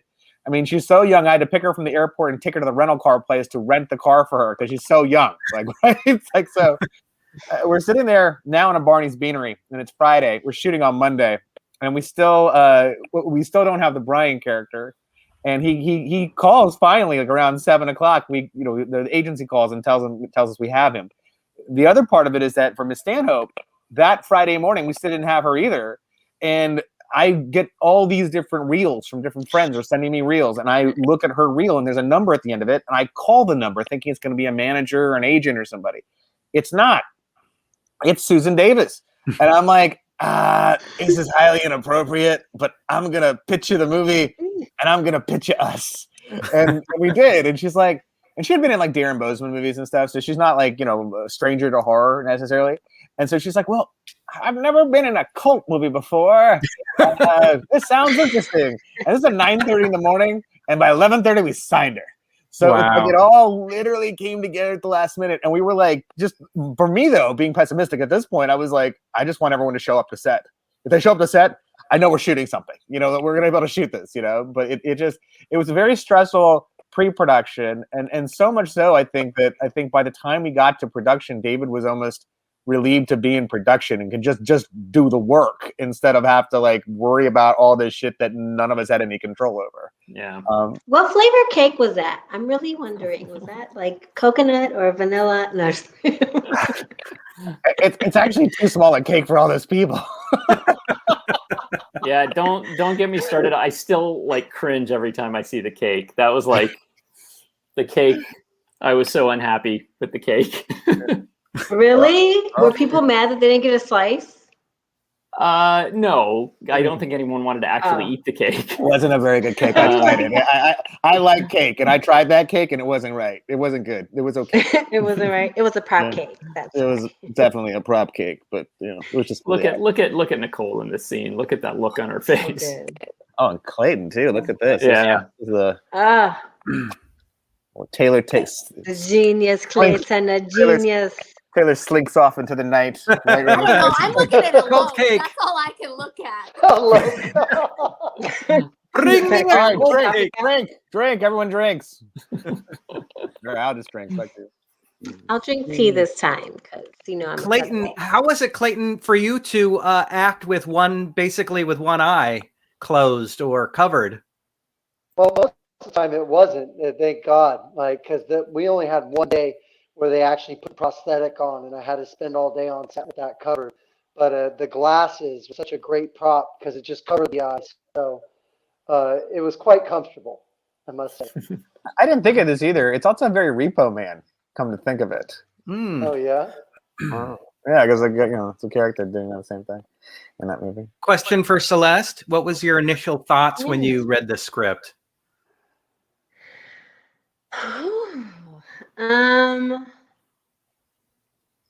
I remember thinking it's different, and I just remember thinking I think what fascinated me is how many people fell for the sale, so to speak. It's that always fascinates me. The psychological, I guess, tricks people kind of inject over a course of time that when you think someone who's like Nicole, she was completely against it, and they just kind of wore her down, and it just really, I don't know, it just kind of reminded me of just how really so many parts of this movie could really carry over into just different areas of life. Not trying to get too deep, but if you look at an abusive relationship, unfortunately, you would never think being in that, that you could be tricked by someone, but over time, there's this mind manipulation. So I think to me, what really stood out is just, the intricate mind tricks that were implanted. So it made sense. It wasn't something that just abruptly happened and that she just fell into it, or just like any situation where you fall into it. And I thought it was a really good script. David did a great job of really building it piece by piece, and with Sarah, I just loved, I'm like that. I'm a twin, my sister, she got pregnant young and had my nephews, but so she kind of became that, what I used to be. But I've always been kind of like that voice of reason for, a lot of friends. And it made sense to me. I'm like, there has to be somebody who's like, girl, hello, look around, that is not lavender toenail polish number. But yeah, no, it was really good. It was really good, and it wasn't like cookie cutter, and it wasn't something that was unrealistic, and that's really what drew me into it. And then Lisa's character, she was just free, and she was about that life. I was gonna say this scene that's on right now is, I think it's become like, I think, my favorite scene, like, in the movie, because there's such an emotional sort of like oh God, it's such a great scene to see, like, and it's good. And Alan Blumenfeld, you should talk about him, because good to see him having his moment here. He and Ernestine, who plays Esther, are old friends of mine from my theater days, where I used to be part of the repertory company at Theatricum Botanicum, which is a Shakespeare company way back when, and so I've known them for years, and they're both just wonderful actors and wonderful people. The other interesting little tidbit of trivia here with Alan is that we have 2 cast members from War Games in this movie. Yes. So Susan, who played Susan, who's Miss Stanhope, played David Lightman's mother in the movie, and Alan plays his dickish teacher in that first scene, who gives him an F. So anyway, I love that. I love that fact that we're like we're kind of a backdoor sequel to War Games. And this scene also kind of gives like a little backstory to like why someone is like, people don't just fall into these things. Like lots of times there are different triggers, and this scene with her father kind of reveals that. Like it kind of puts it into perspective. She needed some connection that she wasn't getting from her father, so she fell right into the code. Well, the funny thing is, like, the Nixium Val movie on HBO, like, we couldn't have predicted any of this. Like, we shot this much before I think a lot of this stuff came to light. And then when you're watching the documentary, they're round robin slapping each other. And really? I haven't seen that. I haven't seen the Nixium movie. Yeah, I remember somebody sending me a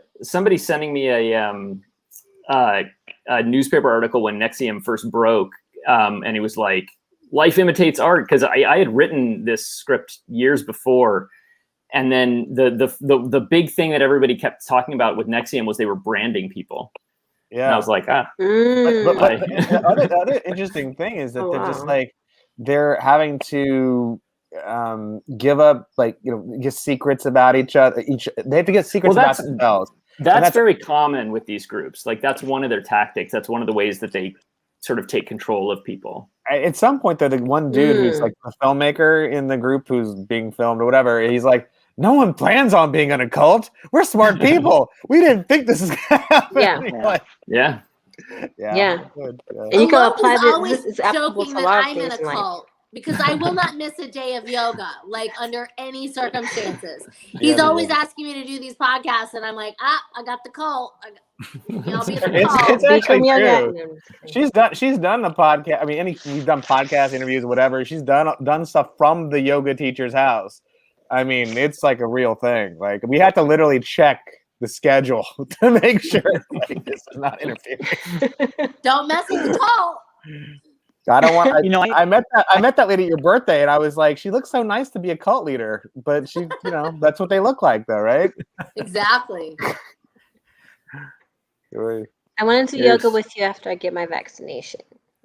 Clayton's big scene here. Yep, right here. I love this scene. Favorite scene. Thanks, Naomi. Get your wine, Clayton. Get your wine. Come on, our sommelier. Get your wine. I know you got some red wine there. It's all gone. All gone. I was going to say earlier that. Sorry, Clayton, go ahead. Oh, no, go ahead, man. No. It was great working with Nicole in this scene. She was just everything she did. You see the whole film through her eyes, especially earlier in the movie, the scene when she's getting tortured, and just everything she does. It's captivating. But come on, Clayton, stop being like you in this scene. Like, it's just, I'm like, what tool were you using? Like, method or like, what is it, like Stanislavski? But like, you're just so pure. And what I love about this scene is, like, to me, I've always wondered why, like, the serial killer kills or why the alcoholic drinks. Like I've always been intrigued by the inner workings, the inner psyche. And this is such a beautiful scene where it probably took the audience, where the audience automatically assumed that you were the one, you know? But then when you just like peel back the layers and we're able to see you and just like, this is beautiful. This is beautiful. Great. You see that when you watch a scene. I see it's going to be very expensive to put that hallmark in your goddamn hand with a fucking CGI. I love this scene. What a way, Alok, to ruin the moment. Money grubbing producer. And now The let's go to the un-PC blooper reel. moment ruiner. There you are. Both of them have marks. You see, CG magic. You know, that's CGI. Sorry, we haven't addressed how the production got on the news. Well, you know, take it away, man. I feel like, you know what? I feel like the person who really loves this person is actually Naomi. Well, that's true.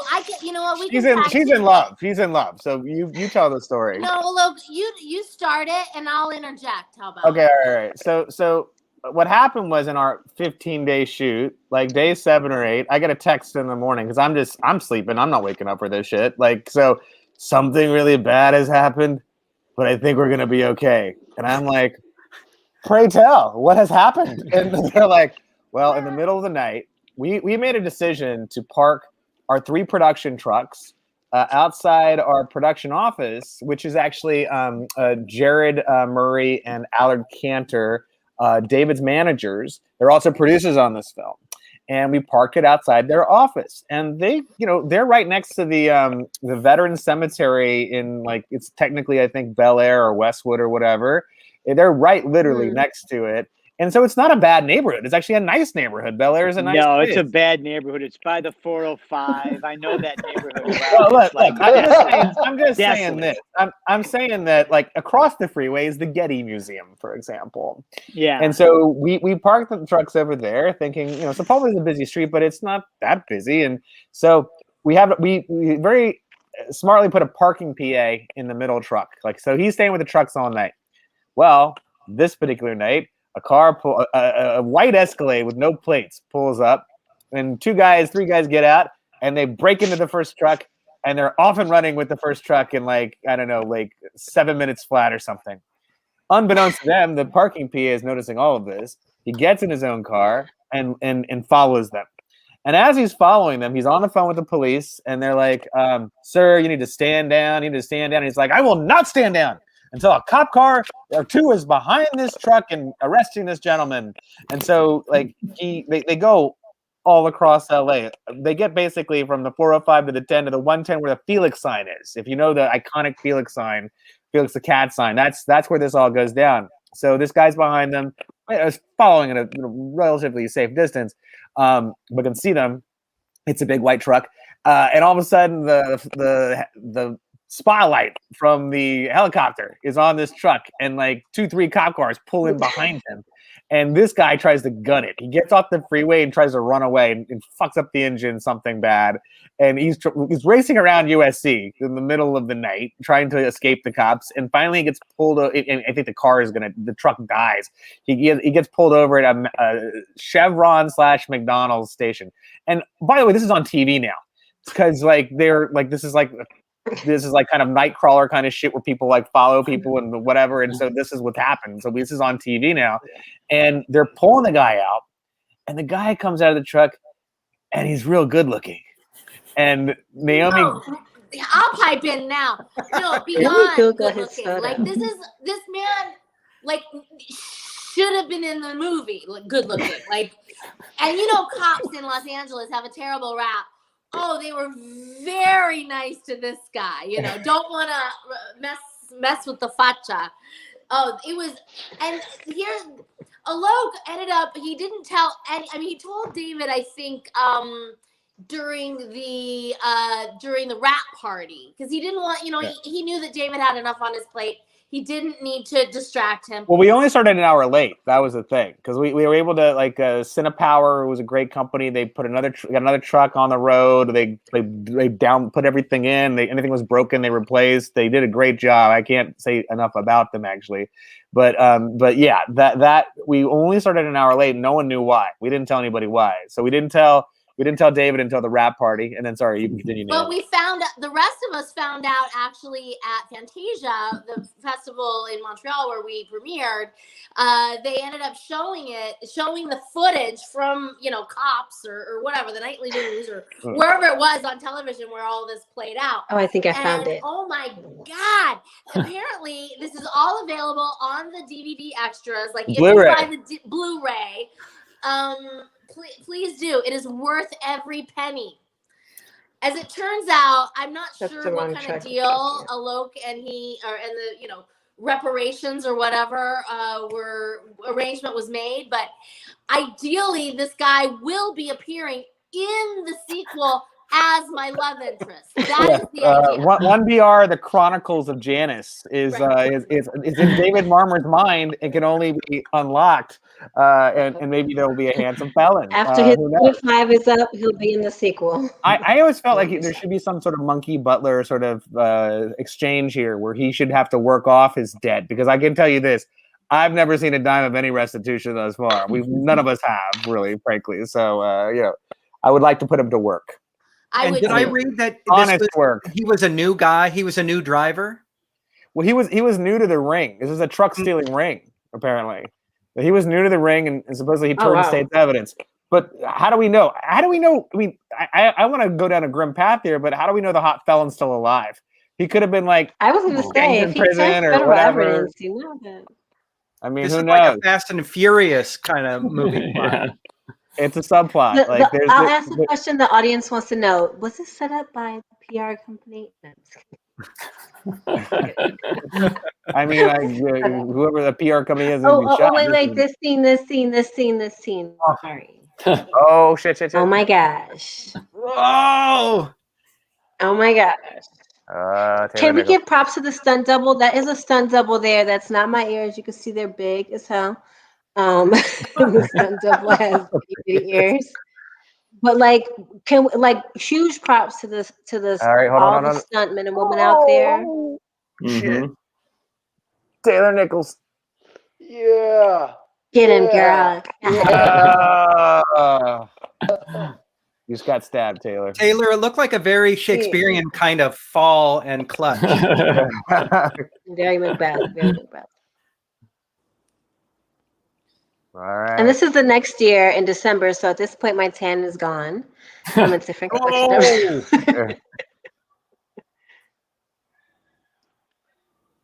Damn.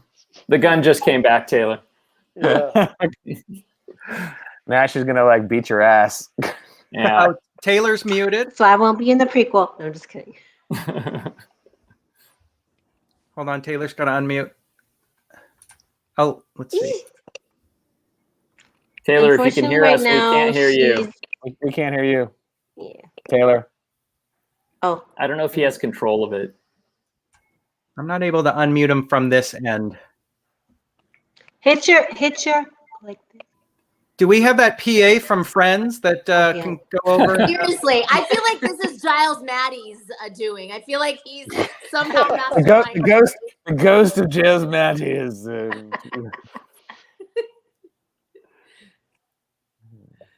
I just want to know, why did I have to die though? No. It would have been better if me and her ran out in the street and I was like, "Girl, you look fabulous. Let's go." It would have been better.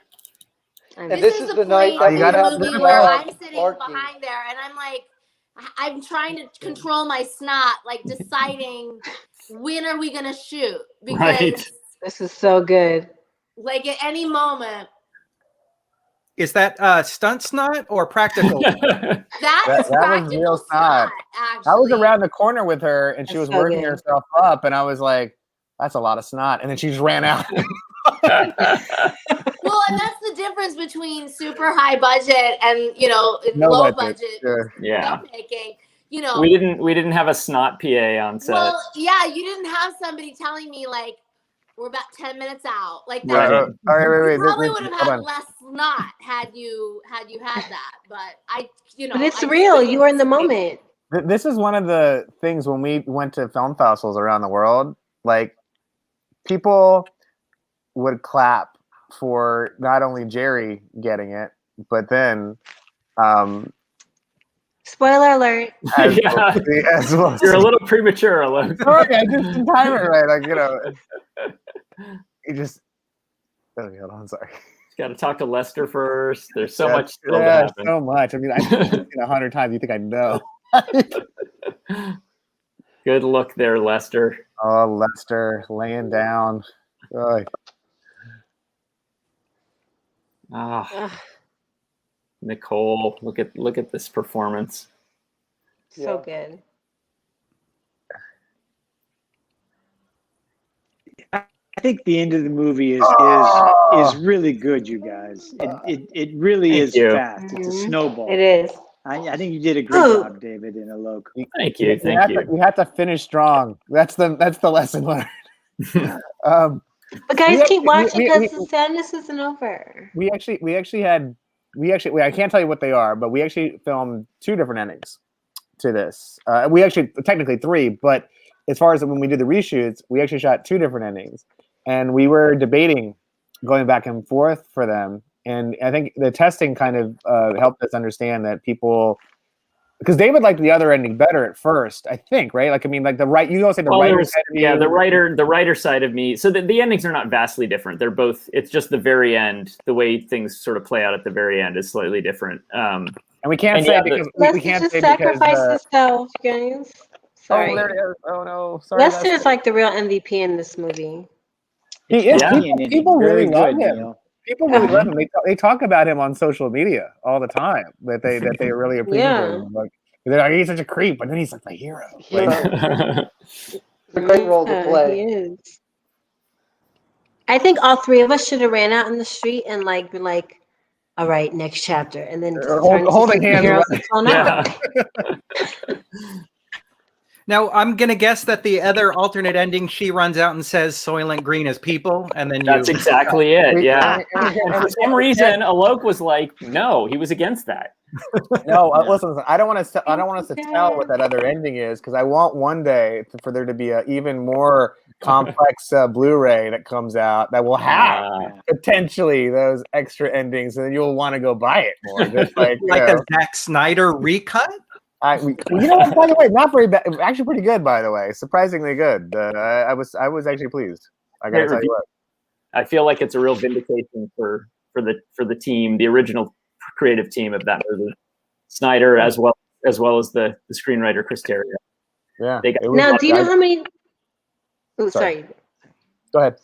As I say, do you know how many times I've questioned like PAC apartments and stuff now when I was like shopping for an apartment? I'm like, but are you really just an organization, or are you like? You got to look into these things. So this in terms of these are co-prices, $2,000. This was the real reason we went back and did the extra days of shooting, was to get this sequence. I thought it was to get more of Janice. That's how Alok got. That was just a bonus. That was just a bonus, Naomi. He said, "We squandered Janice. We had no idea. All this time, it was all about Nicole. It needed to be about Naomi. What were we thinking?" It's true. This is it was all about you for a sequel. The snap. Run, part Sarah, 2. run. Run. Faster. Run, Forrest, run.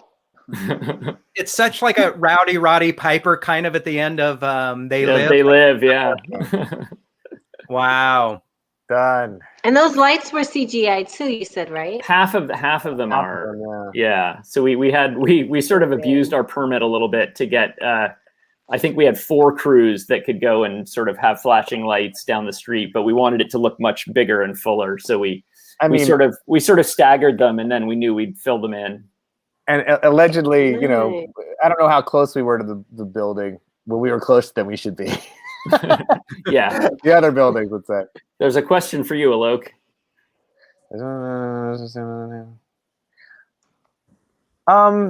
Well, we did it with we did the test screenings we did were not traditional test screenings in the fact that we went to the Pacific Winnetka or something and had 400 people. We had actually friends of friends and some friends and family.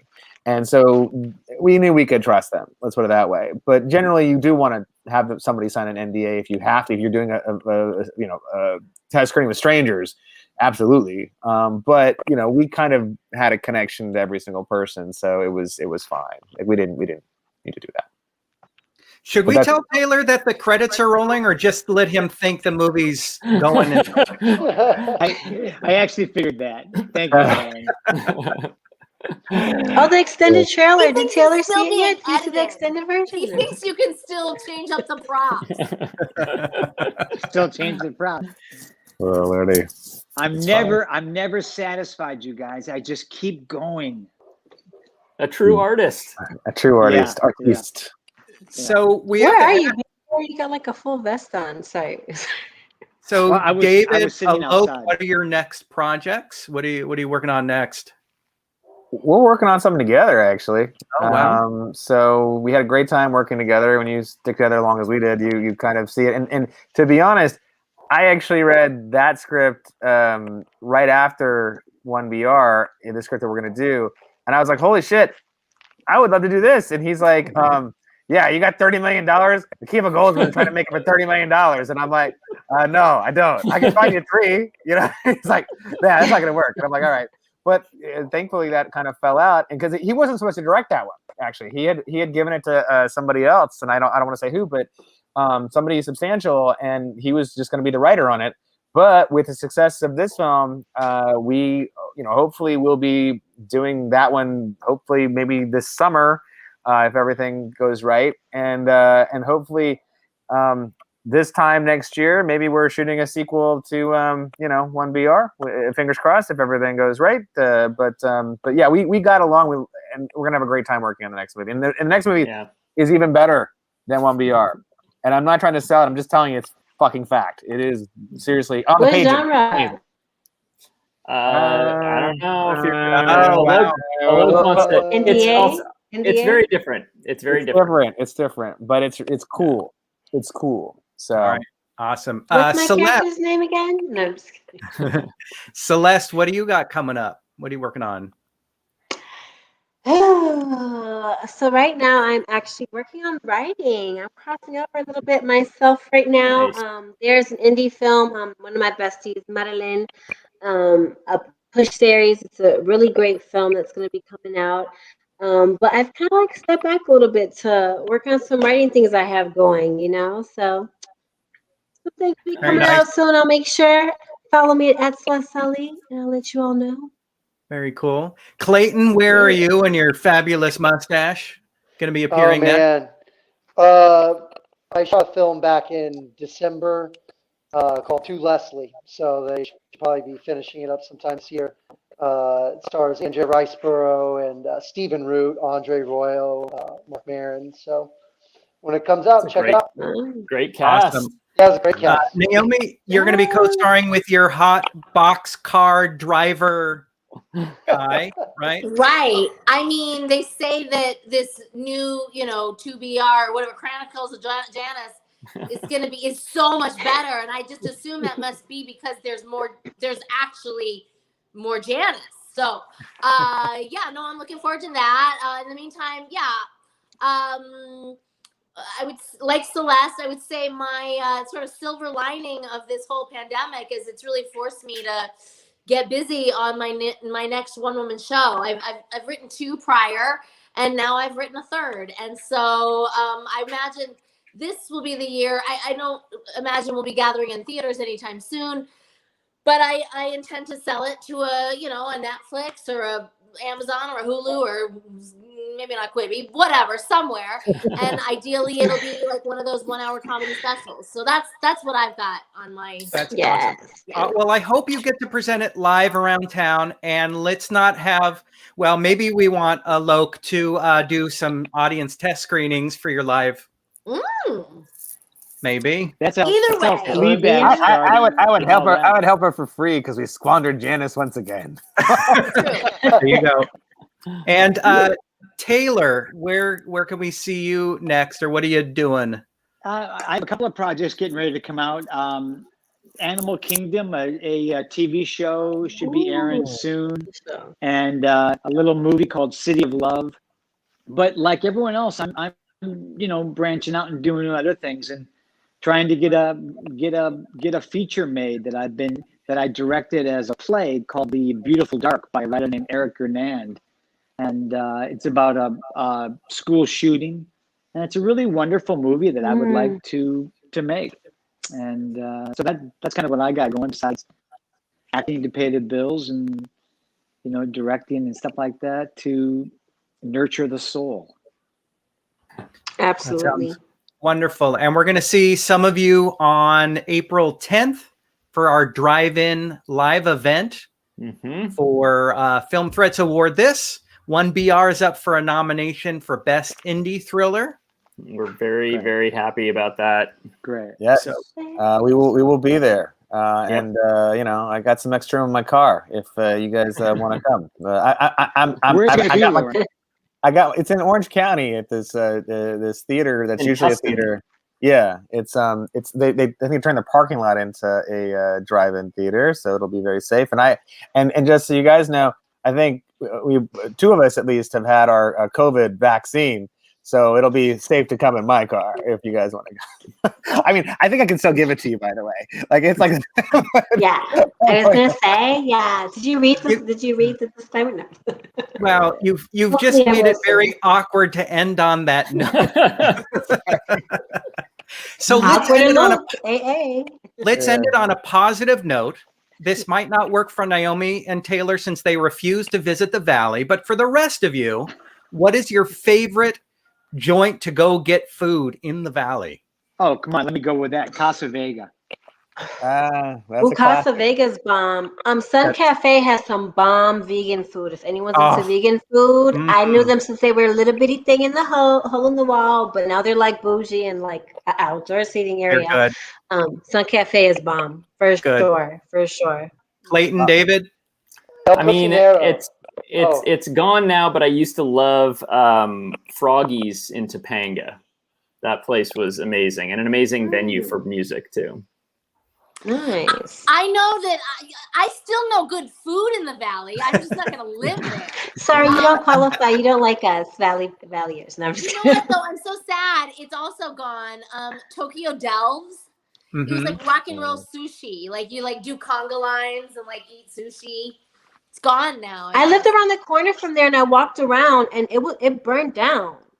Yeah, that's the place I'm thinking of. That's the one that burned down Lancashire, there was right? A fire there, but it was like a college fraternity kind of like place, like a TGI Fridays thing. At least my experience. Well, you get to spin the wheel and win like fucking free shit. Like that was the weird part of the place. I mean, it was a place that we went to just after college quite a lot. I'll say it's that. like going to TJ. Kind of. I went to the juice place next to it. But not there, and they burned down too. All right, so this is the high note. Well, I didn't get to say my place. So I'm sorry. Go ahead. Now that we have a Gino's East deep dish pizza place in the Valley, it actually is excellent. I mean, I haven't been able to actually eat in there because you can never get a seat because it's so crowded. But I've taken pizza out of there so many times, like recently, and it's just like in Chicago. Just amazing stuff. Really? Yeah. Hey. Oh yeah, 100% legit. That sounds like a challenge, Celeste and Naomi. Yeah. All right, and I'm going to give the shout out to the best vegan Chinese food at Garden Walk on Reseda. It sounds great, really good. So I live very close to Reseda, so I good. Then I know where we're going to get food. Thank you to my producer Alan, who also writes on for Film Threat. Thank you to Chris Gore for letting me do this. I don't know why, but hopefully you'll let me do this again. Thank you to my guests, Clayton, Celeste, David, Taylor, Naomi, the two cats. Thank you so much for joining us. Hang out. We're going to say goodbye to everyone else. Watch us come to Film Threat. We've got more special events coming up and more watch parties. Bye. Thank you. Bye. Thanks, everyone. Bye.